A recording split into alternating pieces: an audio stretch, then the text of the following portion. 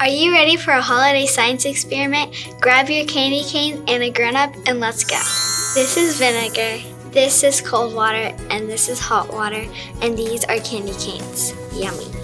Today we are going to be seeing which of these liquids will dissolve the candy canes the fastest. But first, Lionstein taught me that we need to make a hypothesis or a guess as to what is going to happen. Ready, set, hypothesize!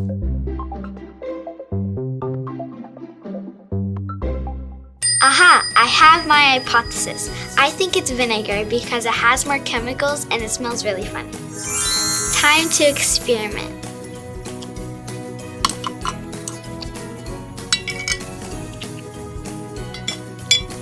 And now we wait.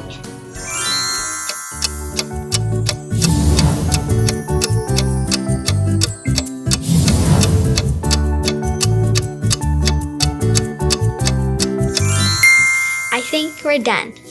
First, the cold water, not so much, then the vinegar, a little bit more, then the hot water. Whoa, I think hot water wins. I wonder why.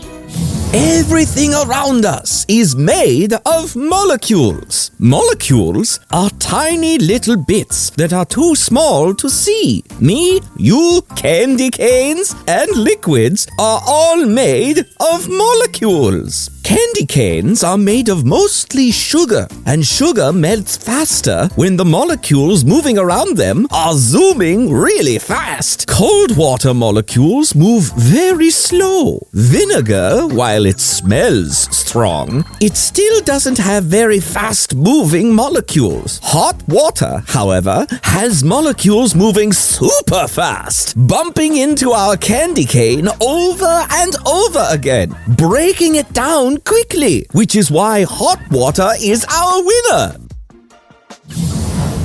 Wow, thanks Lionstein, and thank you for watching and experimenting with me. Bye!